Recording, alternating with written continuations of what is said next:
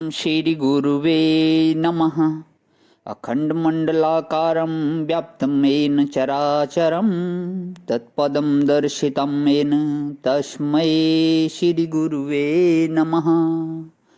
ओम शांति शांति शांति। प्रणाम भवन।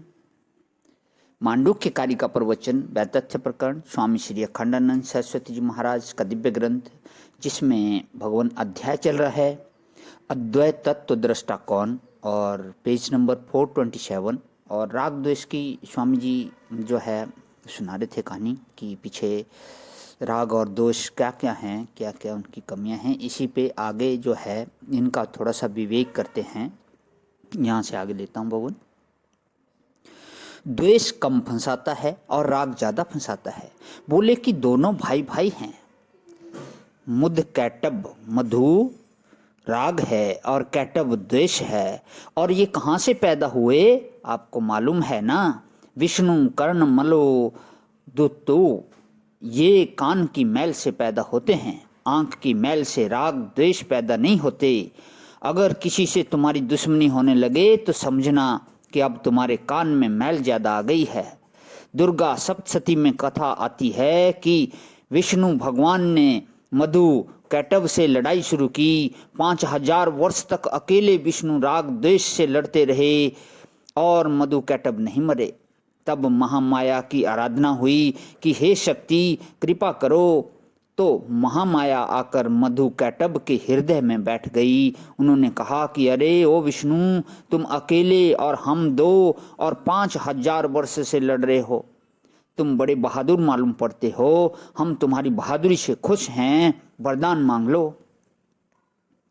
तो विष्णु भगवान बोले कि अच्छा बेटा, तुम लोग वरदान देना चाहते हो तो तुम दोनों मेरे हाथ से मर जाओ, या वरदान मांगता हूँ। तो मधु कैटब ने कहा कि आप हमको मारिए तो सही, परंतु जहाँ रसाप लुप्त धरती ना हो वहाँ मारिए।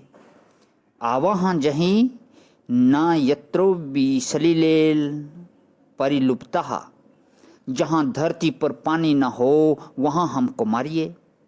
जहाँ स्वाद आता है वहाँ राग द्वेष नहीं मरेगा। एक से राग हो दूसरे से द्वेष हो जाएगा। तो जहाँ रस भावना है वहाँ राग द्वेष नष्ट नहीं हो सकता। और दूसरे, यदि राग द्वेष स्वयं न चाहे कि हम नष्ट हो जाएं तो उनको कोई नष्ट नहीं कर सकता। जब स्वयं अपनी वृत्ति ही चाहती है कि हमारा नाश हो तब होगा, दूसरे के चाहने से कैसे नाश होगा। तो विष्णु भगवान ने उनको मार दिया। कहने का अभिप्राय यह है कि राग और द्वेष ये दोनों परमात्मा के साक्षात्कार में बाधक हैं। अब राग से दो शाखा निकलती है। यदि राग पूरा होवे तो उससे लोभ और काम निकलता है, और यदि राग पूरा न होवे तो उससे क्रोध निकलता है। यह सब उसकी शाखा हैं। व्यक्ति विषयक कामना और वस्तु विषयक लोभ होता है।